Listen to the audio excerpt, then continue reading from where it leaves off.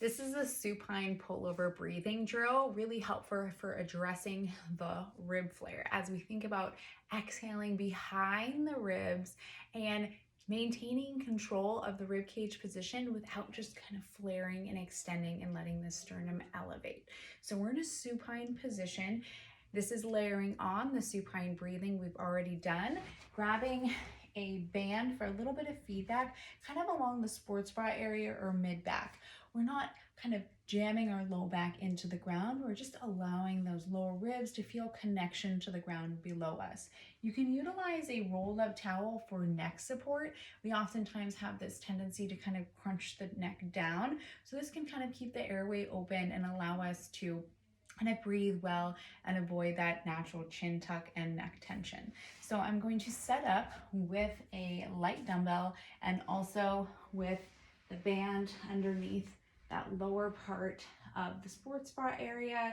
And I just have this neck roll or towel roll underneath the neck to allow my neck to feel pretty relaxed, and I can just feel everything just sort of melt behind me.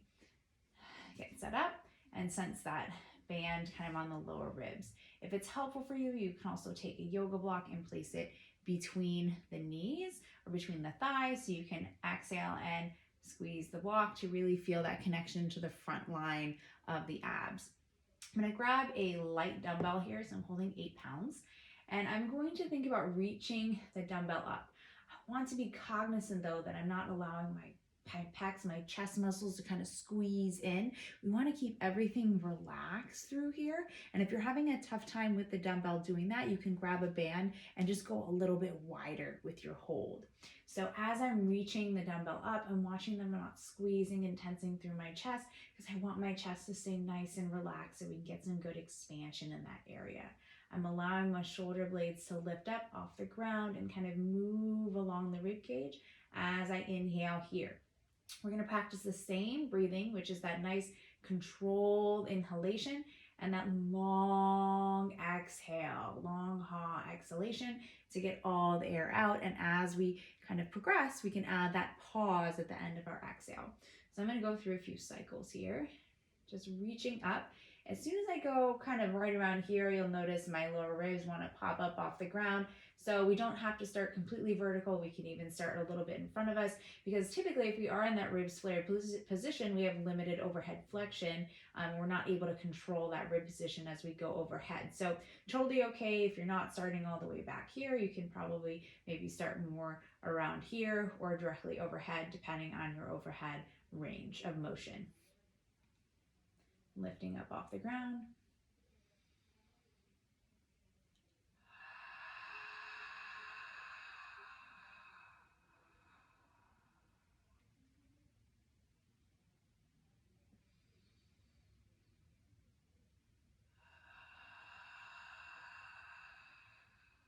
As you exhale, maintain that reach.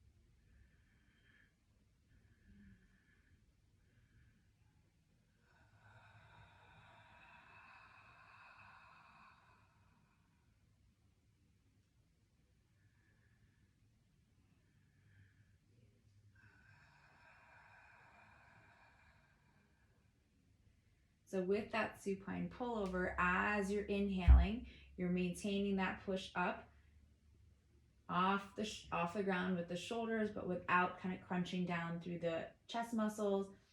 Exhale. Feel those lower ribs kind of melt into the strap and the ground below you, so you're breathing kind of behind the body. All the air out. Progress to the pause. Inhale.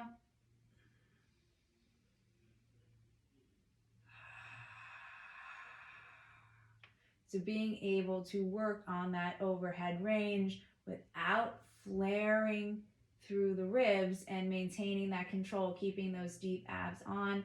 So this is your supine pullover breathing drill.